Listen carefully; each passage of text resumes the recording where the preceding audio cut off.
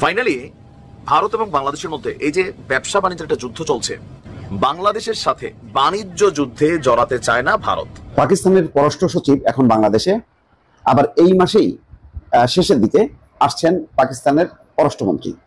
দুই দেশের মধ্যে সম্পর্কের এই যে অগ্রগতির একটি পরিস্থিতি তৈরি হয়েছে, সেই অবস্থায় খবর হচ্ছে বাংলাদেশের সঙ্গে বাণিজ্য যুদ্ধে জড়াতে চায় না ভারত। এই সকল কিছুর জন্য পাকিস্তান কখনো ক্ষমা চায়নি, তবে সেই পাকিস্তান আজকে ক্ষমা চাইতে এমনকি স্বাধীনতা পূর্বে বাংলাদেশ থেকে যে সম্পদগুলো নিয়েছিল সেগুলোকে ফেরত দিতে রাজি হয়েছে। ভারতের সঙ্গে বাংলাদেশের সম্পর্ক বর্তমানে বেশ একটা টানটান অবস্থায় রয়েছে। ভারতের বন্দর ব্যবহার করে তৃতীয় কোনো দেশে বাংলাদেশি পণ্যের রপ্তানি সুবিধা বা ট্রান্সশিপমেন্ট বাতিলের পর এবার বাংলাদেশি স্থলবন্দর দিয়ে ভারতীয় সুতা সহ নেপাল ও ভুটান থেকে বেশ কিছু পণ্য আমদানি বন্ধ করল বাংলাদেশ। জাস্ট ক্ষমতায় থাকার জন্য 1971 গোপন চুক্তি করেছে, মুজিবের আমলে 25 বছর দাসত্ব চুক্তি করেছে, আর নিজের আমলে ভারতকে যা দিছে তার সারা জীবন ভারত মনে রাখবে মার্কা অসংখ্য চুক্তি করেছে। এই ইন্ডিয়ার সাথে চুক্তি করে কোনো লাভ আছে? চুক্তি রাখে? আপনি ইউনুসের সাথে গোপন মিটিং করুন, চুক্তি করুন, দেশের ভালো হলে খুশি হব, কিন্তু আপনার প্ল্যানটা কি? আপনাদের প্ল্যানিংটা কি?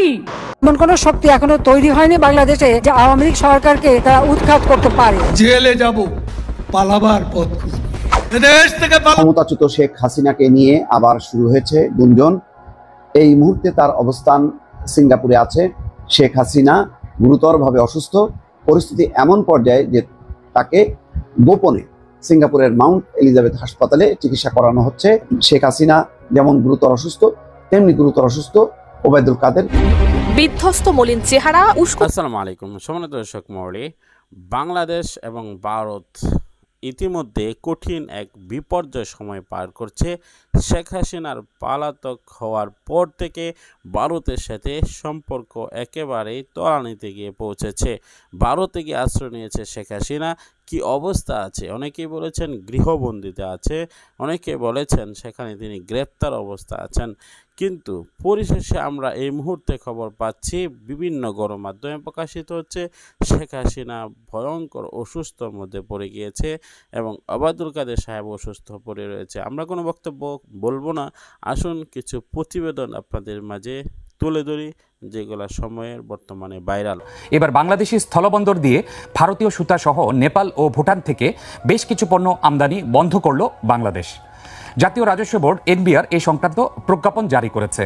নতুন প্রজ্ঞাপন অনুযায়ী ভারত থেকে সুতা, duplex board, news print, craft paper, cigarette paper, মাছ, সুতা, আলু, গুঁড়া দুধ, tobacco, cycle, motor parts, ceramic ware, sanitary ware সহ আরও কিছু পণ্য আমদানিতে নিষেধাজ্ঞা আরোপ করা হয়েছে। তবে নেপাল ও ভুটানে উৎপাদিত এবং প্রক্রিয়াজাত সুতা ও আলো ছাড়া অন্য সব পণ্য আমদানি করা যাবে। সম্প্রতি ভারত সরকার তাদের বন্দর ব্যবহার করে তৃতীয় কোনো দেশে বাংলাদেশি পণ্যের রপ্তানি সুবিধা বাতিল করায় বাংলাদেশের পক্ষ থেকে ভারতকে দেয়া ট্রানজিট, ট্রান্সশিপমেন্ট ও নো প্রোটোকল বাতিলের মতো পাল্টা পদক্ষেপের দাবি উঠেছিল। রেমিটেন্স ও রপ্তানি আয় বৃদ্ধির কারণে হু হু করে বাড়ছে বৈদেশিক মুদ্রার রিজার্ভ। বাংলাদেশ ব্যাংকের সবশেষ তথ্য মতে চলতি মাসের প্রথম 12 দিনে রেমিটেন্স এসেছে 105,23,60,000 ডলার বাংলাদেশি মুদ্রায়, যার পরিমাণ প্রায় 12,838 কোটি টাকার বেশি। এদিকে 15 এপ্রিল পর্যন্ত দেশের মোট রিজার্ভ $26.5 বিলিয়ন ছাড়িয়েছে। চলতি মাসের 15 তারিখ পর্যন্ত দেশের গ্রস রিজার্ভের পরিমাণ উন্নীত হয়েছে $26,516 মিলিয়ন বা 26.51 বিলিয়ন মার্কিন ডলারে। আর আন্তর্জাতিক মুদ্রা তহবিলের IMF এর হিসাব পদ্ধতি অনুযায়ী অর্থাৎ BPM 6 অনুযায়ী রিজার্ভ এখন 21,175.54 মিলিয়ন মার্কিন ডলার। তো ভারতের সঙ্গে বাংলাদেশের সম্পর্ক বর্তমানে বেশ একটা টানটান অবস্থায় রয়েছে। যদিও থাইল্যান্ডে হওয়া সামিটের সময় যখন মোহাম্মদ ইউনুস ও প্রধানমন্ত্রী নরেন্দ্র মোদী একে অপরের সঙ্গে মিটিং করেন, তখন থেকে অনেকেই বলছেন যে এবার হয়তো ভারত ও বাংলাদেশের সম্পর্কের মধ্যে কিছুটা চেঞ্জ আসতে পারে। আর এই রকম কথা তো হচ্ছিলই, ঠিক এই সময় রাশিয়ায় নৌবাহিনীর 3-3টে যুদ্ধ জাহাজ গিয়ে পৌঁছায় বাংলাদেশের চট্টগ্রাম বন্দরে। আর এখান থেকে শুরু হয়েছে নতুন টানাপোড়েন। অনেকেই বলছেন যে এটি নেহাত সাধারণ সফর নয়, বরং কোনো বড়সড় অপারেশনের প্রস্তুতি কি শুরু হয়ে গেল না? তো এর পেছনে কি ভারত ভারত আর রাশিয়ার মধ্যে আগে থেকেই কোনো আলোচনা হয়ে গেছে, আর রাশিয়া যখন এই অঞ্চলে নিজেদের পা রাখছে তখন আমেরিকা চুপ করে বসে থাকবে এমনটা তো ভাবাই ভুল। ইতিমধ্যেই জানা যাচ্ছে যে আমেরিকাও বাংলাদেশের সঙ্গে মিলে মায়ানমারে একটি বড় মিশনের পরিকল্পনা করছে। যদি পুরো বিষয়টাকে একটু গভীরে গিয়ে দেখা হয় তাহলে স্পষ্ট বোঝা যায় যে ভারত, বাংলাদেশ আর মিয়ানমার মিলে এখন এমন একটি সেন্সিটিভ বেল্টে পরিণত হয়েছে যেটাকে আজকের দুনিয়ায় হাই বাফার জোন বলা যেতে পারে। কারণ এই অঞ্চলেই এখন একসাথে জড়িয়ে পড়েছে বিশ্বের সব থেকে বড় বড় শক্তিধর দেশ আমেরিকা, রাশিয়া, চীন আর ভারত। এবং সব থেকে গুরুত্বপূর্ণ ব্যাপার হলো যে আগামী 1 মাসের মধ্যেই এখানে একের পর এক বড়সড় সামরিক অভিযান বা কৌশলগত পদক্ষেপ নেওয়া হতে পারে। এখন ভবিষ্যতে ডেভেলপমেন্ট তো এই জায়গা থেকে প্রচুর আসবে, তাই কোনো গুরুত্বপূর্ণ তথ্য যেন আপনার চোখ এড়িয়ে না যায় তার জন্য চ্যানেলটিকে এখনই সাবস্ক্রাইব করে নিন। আর ছোট্ট একটি অনুরোধ করব ভিডিওটিকে একটি লাইক করে দেওয়ার জন্য, কারণ তাতে করে আমরা বুঝতে পারবো যে আপনাদের এই ভিডিওটি কতটা ভালো লাগছে। তো গতকালই একটি চমকে দেওয়ার মতো খবর আসে যে বাংলাদেশের চট্টগ্রামে রাশিয়ার 3টি যুদ্ধ জাহাজ ভিড়েছে। এই চট্টগ্রাম অঞ্চল নিয়েই তো কিছুদিন আগেই গ্রেটার ত্রিপুরা ল্যান্ডের দাবি উঠেছিল, আর ঠিক সেখানেই এমন ঘটনার অর্থ হলো যে বাংলাদেশের পররাষ্ট্র নীতিতে বড়সড় পালাবদল ঘটতে চলেছে। এই ঘটনা আবার এমন এক সময় ঘটল যখন মাত্র 1 সপ্তাহ আগেই বাংলাদেশ সেনাবাহিনীর প্রধান জেনারেল ওয়াকারুজ্জামান মস্কো সফর সেরে দেশে ফিরেছেন। আপনাদের হয়তো মনে আছে যে এই সফরে রাশিয়ায় বেশ কিছু গুরুত্বপূর্ণ বৈঠক হয়েছিল, আর তার সফরের সময় বাংলাদেশের সেনাবাহিনীর বেশ কয়েকজন উচ্চপদস্থ কর্মকর্তাকে হাউস অ্যারেস্ট করে রাখা হয়, যা একটি বড় ইঙ্গিত ছিল। এখন যেহেতু রাশিয়ায় এই যুদ্ধ জাহাজ ভারতীয় সীমান্তের একেবারে পাশে এসে পৌঁছেছে, স্বাভাবিকভাবেই ধরে নেওয়া যায় যে ভারত এই খবর আগে থেকেই জেনে গিয়েছিল। কিন্তু মূল প্রশ্ন হচ্ছে এই সফরের পেছনে সত্যি কি কোনো গোপন অপারেশনের প্রস্তুতি চলছে? জানা যাচ্ছে যে 15 এপ্রিল 2025 এই তারিখে রাশিয়ার এই 3টি যুদ্ধ জাহাজ চট্টগ্রামে পৌঁছায়। যদিও এখনো পর্যন্ত সেগুলির নাম বা প্রকৃত অবস্থান বিস্তারিতভাবে প্রকাশ করা হয়নি, তবে ইকোনমিক টাইমসের রিপোর্ট বলছে বাংলাদেশ সেনা প্রধানের মস্কো সফরের 4 দিনের মাথায় এই ঘটনাগুলি বড় পরিসরে শুরু হয়েছে। জেনারেল ওয়াকার রাশিয়ায় গিয়ে দেশটির উপ প্রতিরক্ষা মন্ত্রী কর্নেল জেনারেল আলেকজান্ডার ফোমিনের সঙ্গে সরাসরি বৈঠক করেন, যেখানে আলোচনা করা হয় এই দুই দেশের মধ্যে কিভাবে সেনা সহযোগিতা আরও জোরদার করা যায়। আর এই হঠাৎ যুদ্ধজাহাজ পাঠানোর মূল উদ্দেশ্য হিসেবে যা বলা হচ্ছে তা হলো বাংলাদেশ এখন চীনের ওপর নির্ভরতা কমিয়ে রাশিয়ার সঙ্গে নতুন সামরিক স্ট্র্যাটেজি গড়তে চাইছে। তবে এখানেই শেষ নয়, বাংলাদেশের ভেতরেই এখন 2টি বিপরীতমুখী গোষ্ঠী তৈরি হয়ে গেছে। একদল সেনাবাহিনী চায় বাংলাদেশ যেন চীনের ওপর নির্ভরতাকে কমিয়ে আন্তর্জাতিক মহলে আরও ভারসাম্যপূর্ণ সম্পর্ক গড়ে তোলে, অর্থাৎ অন্য দেশের সঙ্গেও তারা যেন কানেক্টেড থাকে। অন্যদিকে মোহাম্মদ ইউনূসের নেতৃত্বাধীন চায় যে বাংলাদেশ যেন চীন ও পাকিস্তানকে পুরোপুরি সমর্থন করে চলে। তবে চট্টগ্রামের প্রসঙ্গ নিয়ে বললে খুব শীঘ্রই বোঝা যাবে যে রাশিয়ার এই অঞ্চলে প্রবেশে আদতে ভারত কি সুবিধা পেতে পারে। মনে রাখতে হবে 1971 সালে যখন বাংলাদেশকে স্বাধীন করতে আমরা এগিয়ে এসেছিলাম,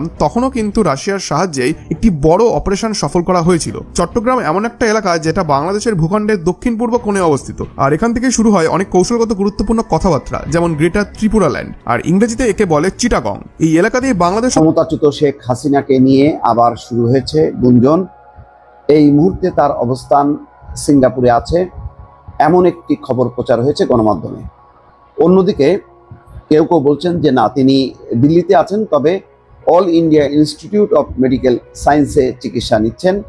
এর মূল কারণ হচ্ছে শেখ হাসিনা গুরুতরভাবে অসুস্থ, পরিস্থিতি এমন পর্যায়ে যে তাকে গোপনে সিঙ্গাপুরের মাউন্ট এলিজাবেথ হাসপাতালে চিকিৎসা করানো হচ্ছে ভারতীয় সরকারের উদ্যোগ এবং আয়োজনে। তবে কোনো সূত্রই কিন্তু নিশ্চিত করতে পারে নাই যে শেখ হাসিনার অবস্থান কোথায়। কেন এই আলোচনা বা গুঞ্জন আলোচনা হচ্ছে? এই কারণে শেখ হাসিনা মাঝে মধ্যেই তার অডিও প্রচার হচ্ছে, কিন্তু কোনোভাবেই তিনি ভিডিওতে আসেননি। তিনি যেখানে আছেন, যে অবস্থানে আছেন, সেখান থেকে তিনি ভিডিওতে কথা বলতে পারতেন। যেমন দীর্ঘদিন থেকে দল পরিচালনা করেছেন লন্ডন থেকে তারেক রহমান, ভিডিও কনফারেন্সের মাধ্যমে, জুমে বা স্কাইপেতে। কিন্তু শেখ হাসিনা সেই সুযোগটা নিতে পারতেন, কিন্তু নিচ্ছেন না। অনেকে বলছেন যে শেখ হাসিনা এতই গুরুতর অসুস্থ, তার শারীরিক অবস্থা এমনই যে তিনি ভিডিওতে আসা মাত্রই তার পুরো শরীর চেহারা ধরা পড়বে যে তিনি আর সুস্থ নেই। তিনি যে অসুস্থ এই বিষয়টি আড়াল করতে চান। বলা হচ্ছে বার্ধক্যজনিত কারণে 78 বছর বয়সী এই প্রধানমন্ত্রী এখন চিকিৎসকদের শরণাপন্ন হয়েছে। তাকে ঘন ঘন যাতায়াত করতে হচ্ছে ডাক্তারের কাছে। তার এই মুহূর্তে ব্যক্তিগত কোনো চিকিৎসক নেই। তাকে all India medical science institute হাসপাতালে চিকিৎসা দেওয়া হচ্ছে। আবার কেউ বলছেন যে না, শেখ হাসিনা এই দিল্লির চিকিৎসার উপরে আস্থা রাখতে পারেননি বলে তাকে নেওয়া হয়েছে সিঙ্গাপুরের মাউন্ট এলিজাবেথ হাসপাতালে। কিন্তু কোনো সূত্রই নিশ্চিত করতে পারেনি তার এই অবস্থান। কলকাতা থেকে প্রতিনিধি মানব জমিনকে জানিয়েছে উচ্চ রক্তচাপ সহ নানা বার্ধক্যজনিত সমস্যা রয়েছে সাবেক প্রধানমন্ত্রী শেখ হাসিনার। গত 8 মাসে তিনি ব্যক্তিগত কোনো চিকিৎসকের সহায়তা পাননি, তাই এই মাসে চিকিৎসার জন্য পুরোদস্তুর গোপনীয়তায় তাকে আনা নেওয়া করা হচ্ছে ওই হাসপাতালে। তবে সরকারি বা বেসরকারি কোনো সূত্র থেকে সত্যতা নিশ্চিত করা যায়নি। নয়াদিল্লির এই মাসে ভিভিআইপিদের চিকিৎসার জন্য সব রকম ব্যবস্থা রয়েছে। অন্যদিকে কলকাতায় বর্ষিয়ান নেতা আওয়ামী লীগের সাধারণ সম্পাদক ওবায়দুল কাদেরের অবস্থাও গুরুতর। তিনি আগে নিয়মিতভাবে সিঙ্গাপুরের মাউন্ট এলিজাবেথ হাসপাতালে 1-2 মাস পরপরই চেক আপ করাতে যেতেন, কিন্তু এখন সেই সুযোগ না থাকায় তিনিও চিকিৎসা নিচ্ছেন। 76 বছর বয়সী কাদেরের হার্টের সমস্যা রয়েছে, বেশ কয়েক বছর ধরে তিনি সিঙ্গাপুরে চিকিৎসা নিচ্ছেন। এখন হার্টের চিকিৎসার জন্য তিনি নিয়মিত কলকাতার অ্যাপোলোতে যাচ্ছেন। শ্বাসকষ্টজনিত গুরুতর সমস্যায় একদিনের জন্য তাকে হাসপাতালে ভর্তি করা হয়েছিল। ওবায়দুল কাদেরের বিরুদ্ধে একাধিক হত্যা মামলা আছে এবং ওবায়দুল কাদেরের পরিস্থিতিও এমনই যে শেখ হাসিনা তবুও মাঝে মধ্যে অডিওতে বক্তব্য রাখছেন নেতাকর্মীদের সঙ্গে, কিন্তু ওবায়দুল কাদেরের অবস্থা এমন যে তিনি নেতাকর্মীদের সঙ্গে দেখা সাক্ষাৎ করবেন বা কথা বলবেন সেই অবস্থার মধ্যে নেই। ফলে দুজনই অজ্ঞাত অবস্থানে আছেন, দুজনেরই মানে কোনো চেহারা ছবি কেউ দেখতে পাচ্ছে না। এবং এর মধ্যেই গণমাধ্যমে ছড়িয়ে পড়েছে যে শেখ হাসিনা যেমন গুরুতর অসুস্থ তেমনি গুরুতর অসুস্থ ওবায়দুল কাদের, এবং দুইজনই এখন একেবারে বাসায় বসে যে চিকিৎসা বা ওষুধ নেওয়া সেই অবস্থার মধ্যে নেই, তাদেরকে হাসপাতালে যেতে হয়েছে বা হাসপাতালে ভর্তি হয়েছে, এমন একটি খবর স্থানীয় অর্থাৎ ভারতীয় বিভিন্ন গণমাধ্যমে প্রকাশিত হয়েছে। বিধ্বস্ত মলিন চেহারা, উস্কো খুস্কো চুল আর কুচকানো পোশাকে দেখা মিলল 5,500 বিজ্ঞানী খ্যাত সজীব ওয়াজেদ জয়ের। মা প্রধানমন্ত্রী থাকা অবস্থায় 1000 কোটি টাকা লোপাট করলেও তার ছাপ নেই পোশাক আশাকে। দেখে আপনি হয়তো ভেবেই বসবেন এ বোধহয় হতদরিদ্র পরিবারের কেউ। সম্প্রতি সামাজিক যোগাযোগ মাধ্যম ফেসবুকে ভাইরাল হওয়া এক ছবিকে ঘিরে উঠেছে নানান আলোচনা। যে ছবির ক্যাপশনে লেখা বাংলাদেশের একমাত্র 5,500 কোটি বিজ্ঞানী যার কোনো আবিষ্কার নাই। জামা কাপড় দেখে মনে হচ্ছে বিজ্ঞানীর দিনকাল খারাপ যাচ্ছে, আগের মতো আর আবিষ্কার করতে পারছেন না। মন্তব্যের ঘরে নেটিজেনরা লিখেছেন, মাত্র 8 মাসের ব্যবধানে লোকটাকে চিনতে পারছি না। কত দাম্ভিকতা, দাপট, হুঙ্কার, ইজ্জত সবকিছুই যেন নিমিষেই শেষ হয়ে গেল। কালার এক্সপার্ট, জর্জ স্যাপ এবং মাইল্ড অন হ্যান্ডস টেকনোলজি সমৃদ্ধ অরিক্স ক্রিস্টাল ওয়াশ আপনার লন্ড্রি এক্সপার্ট। সম্প্রতি ভারতে পালিয়ে যাওয়া সাবেক প্রধানমন্ত্রী শেখ হাসিনা এবং তার ছেলে সজীব ওয়াজেদ জয়ের বিরুদ্ধে গ্রেফতারি পরোয়ানা জারি করেছে আদালত। রাজধানী উন্নয়ন কর্তৃপক্ষ রাজুকের প্লট বরাদ্দে দুর্নীতির অভিযোগে দুদকের করা পৃথক 2 মামলায় তাদের বিরুদ্ধে গ্রেফতারি পরোয়ানা জারি করা হয়েছে। মামলার এজাহারে বলা হয়েছে, শেখ হাসিনা প্রধানমন্ত্রী পদে দায়িত্ব পালনকালে তার উপর অর্পিত ক্ষমতার অপব্যবহারে নিজ মালিকানায় এবং তার ছেলে, মেয়ে, বোনের মেয়ে এবং বোনের ছেলের নামে পূর্বাচলে প্লট বরাদ্দ নেন। ঢাকা শহরে তাদের বাড়ি কিংবা ফ্ল্যাট আবাসন সুবিধা থাকার পরও তা গোপন করে আইনি বিধি এবং নীতিমালা লঙ্ঘন করে এই প্লটগুলো বাগিয়ে নেন তারা। শেখ হাসিনা ভারতে পালিয়ে যাওয়ার পর নানান সময় ভিডিও বার্তায় ভিন্ন ভিন্ন কথা বলেছেন সজীব ওয়াজেদ জয়। তবে সমালোচনার তোপের মুখে পড়ে গত বছরের 11 কিছু বক্তব্য দিলেন। ওইটা ছিল একটা ট্রেইলার যে এই ডক্টর ইউনূসের শাসনামলে ভারতের সাথে বাংলাদেশের সম্পর্কটা কোথায় যাবে। ইভেন ভারত যে তার প্রভুত্ববাদী একটা মেন্টালিটি বাঙালির উপর চাপাইছিল, সেখান থেকে তাদেরকে যে সরে আসতে হবে প্রথম দিকে বোঝা নাই। নানান গুজব, বাংলাদেশকে ইন্টারন্যাশনাল মিডিয়াতে নানান অপতথ্য, তাদের গণমাধ্যমে তাদের দেশের ঘটনা দিয়া বাংলাদেশকে যেভাবে লেটাইতে চাইছিল, সফল হয় নাই। আপনি দেখেন চিন্ময় কৃষ্ণা দাস, তাকে কিন্তু গ্রেপ্তার করা হয়েছিল, এটা নিয়ে অনেক উথাল পাতাল হয়েছে। তারপর আস্তে আস্তে ব্যবসা বাণিজ্যে স্থগিত আসলো, ভিসা রেস্ট্রিকশন আসলো। বাট বাংলাদেশ তার ওজন থেকে সমান তালে আমরা ভারতের সাথে এই মল্লযুদ্ধে অবতীর্ণ হলাম। ফাইনালি ভারত এবং বাংলাদেশের মধ্যে এই যে ব্যবসা বাণিজ্যের একটা যুদ্ধ চলছে, এই যুদ্ধে প্রকৃত পক্ষে লুজার কারা? 2 দেশই, তবে ভারত বেশি। গেল কয়েকদিন আগে ট্রান্সশিপমেন্ট যে চুক্তিটা ছিল সেটা তারা বাতিল করছে। বাংলাদেশে 2000 কোটি টাকা লস হবে বছরে বা মাসে, আই ডোন্ট নো, আমাদের বাণিজ্য উপদেষ্টা বলছিলেন। কিন্তু বিপরীতে আমরাও কিন্তু ভারত থেকে প্রায় 14-15টা আইটেমের উপরে নিষেধাজ্ঞা দিলাম, তো এগুলো ভারত থেকে আনতে পারবো না। এর পাশাপাশি বাংলাদেশের পর্যটক বা ট্যুরিস্ট বা ধরেন আমরা হাসপাতালে চিকিৎসা নেওয়া, আরো বিভিন্ন ইস্যুতে আমরা ভারতের বিকল্প হিসেবে চীন এবং ইতিহাসে প্রথমবারের মতন পাকিস্তান, থাইল্যান্ড, অন্যান্য দেশকে বেছে নিলাম। তো এই যে লড়াই চলছে, আপনি দেখেন কলকাতার গণমাধ্যমে তাদের যে লোকাল কিছু এরিয়া আছে, পর্যটন ভিত্তিক এরিয়া, হাসপাতালের সাইড, চকবাজার, সীমান্তবর্তী যে অঞ্চলগুলো আছে, হাজার হাজার লোক বেকার হয়ে গেছে। ভারতের ইকোনমিতে বড় একটা ধাক্কা আসছে, ইভেন বাংলা ভাষাভাষী এরিয়াগুলোতে একটু বড় ধাক্কা আসছে। তো এই যে ধাক্কাটা, তাদের দেশের ব্যবসায়ীদের একটাই কথা, কখন বাংলাদেশের সাথে ভারতের সম্পর্কটা স্বাভাবিক হবে। এখন আমাদের যে লসের পরিমাণ, ভারতের যে লসের পরিমাণ, ভাই আমরা রপ্তানি করছি 10 টাকা, আমাদের লসে রয়েছে 8 আনা। আমরা আমদানি বেশি করছি, এখনো আমদানি করতেছে, ভারত তার ওই জায়গা থেকে আমদানি করতেছে, কিন্তু অনেক ক্ষেত্রে ভারতের অর্থনীতি ধাক্কা খাইছে। এখন আজকে টাইমস অফ ইন্ডিয়ার একটা প্রতিবেদন আমার কাছে নজরে পড়লো যে বাংলাদেশের সাথে বাণিজ্য যুদ্ধে জড়াতে চায় না ভারত। এই জিনিসটা দেখেন, আমি মনে করি এটা ডক্টর ইউনূস সরকারের বা বাংলাদেশের অর্জন। কেন? আমরা সমানে সমান। ভাই তোমার বেশি আছে, ঠিক আছে, তুমি বেশি করছো, আমার কম আছে, বাট আমি যে রিয়াকশন দেই, আমি যে খালি পিট পাইতা মায়ের খাই না, মানে আমি মাঝে মাঝে এরকম ফুসফাস করি, এটা ছিল জরুরি। আর এজ এ রেজাল্ট ভারত বাংলাদেশের সাথে উইথ রেসপেক্টেবল একটা মেন্টালিটিতে এখন কিন্তু ডিল করছে। আপনার মমতা দিদি বলছিল, পশ্চিমবঙ্গের মুখ্যমন্ত্রী, যে মোদির উচিত ডক্টর ইউনূসের সাথে চুক্তি করা, আই মিনস বাংলাদেশের সাথে চুক্তি করা। আচ্ছা, 8ই এপ্রিল বাংলাদেশকে দেওয়া ট্রান্সশিপমেন্ট সুবিধা বাতিল করেছিল সরকার।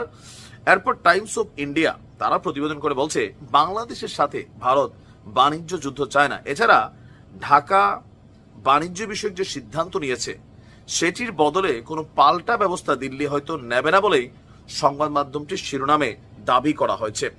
টাইমস অফ ইন্ডিয়া ভারতের সরকারি সূত্রের বরাত দিয়ে বলছে নিজেদের বিমানবন্দর এবং স্থলবন্দরের জট কমাতে বাংলাদেশকে দেওয়া ট্রান্সশিপমেন্ট সুবিধা বাতিল করছে ভারত। যদিও একাধিক সংবাদ মাধ্যম বলছে যে 7 সিস্টার্স নিয়ে ডক্টর ইউনূসের মন্তব্যের জেরেই এই ট্রান্সশিপমেন্ট সুবিধাটা বাতিল করছে। এরপর বাংলাদেশ পাল্টা অ্যাকশন হিসাবে ভারত থেকে ডক্টর মোহাম্মদ ইউনূস হয়তো ক্ষমতায় থাকবে না, কিন্তু কিছু কর্মকাণ্ড করে যাচ্ছেন যেটা বাংলাদেশে নতুন এক ইতিহাসের সাক্ষী হচ্ছে আমরা। 1971 থেকে 2025 54 বছরের হিসাব নিকাশ। স্বাধীনতা পূর্ব সময় বাংলাদেশ থেকে $4.2 বিলিয়ন সম্পদ তারা নিয়ে গিয়েছিল। এখনো বাংলাদেশে শত শত পাকিস্তানি আপনারা এই দেশে বসবাস করছে, যারা পাকিস্তানে যেতে পারেনি স্বাধীনতার পর। এরকম নানান সমস্যা। 1971 সালের 25শে মার্চ থেকে 16ই ডিসেম্বর গণহত্যা হয়েছিল বাংলাদেশে। এই সকল কিছুর জন্য পাকিস্তান কখনো ক্ষমা চায়নি। তবে সেই পাকিস্তান আজকে ক্ষমা চাইতে এবং কি স্বাধীনতা পূর্বে বাংলাদেশ থেকে যে সম্পদগুলো নিয়েছিল সেগুলোকে ফেরত দিতে রাজি হয়েছে। ভাবা যায় আজকে পুরো জাতির জন্য একটা বিজয় বিজয় দিন আমার কাছে মনে হয়েছে, কারণ পাকিস্তান অবশেষে ঝুকছে। টোটাল কৃতিত্বটা আমি মনে করি ডক্টর মোহাম্মদ ইউনূসের এবং এই সরকারের, যেটা প্রশংসা সেটা করতেই হবে। আর পাকিস্তানও হঠাৎ করে কেন এগুলোতে রাজি হয়েছে সেটাও একটু আলোচনার বিষয় আছে। আসুন দেখি মূল ঘটনা কি। স্বাধীনতা পূর্ব বাংলাদেশের সম্পদ ফেরত এবং গণহত্যার জন্য সাধারণ ক্ষমা চাওয়া নিয়ে আলোচনা করতে সম্মত হয়েছে আপনার পাকিস্তান। ঢাকা ইসলামাবাদ বিদ্যমান সম্পর্ককে এগিয়ে নিতে দুই দেশই এই মুহূর্তে একমত। আর আজকে একটা বৈঠকের শেষে আমাদের পররাষ্ট্র সচিব জসিমউদ্দিন তিনি তথ্য জানিয়ে বলছেন যে দুই দেশের সচিব পর্যায়ের মধ্যে আপনার আজকে একটা বৈঠক হয়েছে। ইভেন এই মুহূর্তে বাংলাদেশে পাকিস্তানের যিনি পররাষ্ট্র সচিব আমনা বালুচ, তিনি তার নেতৃত্ব নিয়ে একটা দল নিয়ে এসেছেন বাংলাদেশে, এবং বাংলাদেশ সরকারের পক্ষ থেকেও সচিব পর্যায়ে বৈঠকটা হয়েছে। আমাদের পররাষ্ট্র সচিব বলছেন পাকিস্তানের কাছ থেকে স্বাধীনতা পূর্ব বাংলাদেশের সম্পদ হিসেবে $4.2 বিলিয়ন ফেরত চেয়েছে বাংলাদেশ। বিষয়টি নিয়ে প্রিয় দর্শক, ইতিমধ্যে আপনারা অবগত আছেন শেখ হাসিনা তিনি অসুস্থ বলে অনেক গণমাধ্যমে প্রকাশিত হয়েছে। তবে সেই বিষয়গুলো আমরা অথেন্টিক কোনো সোর্স থেকে পাইনি। তবে আমরা মনে করি যে তিনি সুস্থ থাকুক। কৃতকর্মের ফল, যদি তিনি কোনো ভুল করে থাকেন সে ভুল তিনি ভুলের সর্বোচ্চ প্রায়শ্চিত্ত তিনি পেয়ে গিয়েছেন, তিনি পালাতে হয়েছে। তিনি মোটামুটি অনেক উন্নয়নই করেছেন, আর সেই উন্নয়নের মধ্য দিয়েও তাকে দেশ ছেড়ে চলে যেতে হয়েছে। আর সেটা হতে পারে কোনো একটি ভুলের কারণে, কোনো একটি গুনাহের কারণে, কোনো একটি জুলুমের কারণে হতে পারে। একজন বাদশাহ তিনি দেশ পরিচালনা করতে গিয়ে অনেক ভুল করবেন, সেটাই স্বাভাবিক, ভুল হয়ে যাবে। আর বর্তমানে শেখ হাসিনা তিনি বিদেশে গৃহবন্দী থাকুক বা যেভাবে থাকুক, আমরা চাই যে তিনি সুস্থ থাকুক,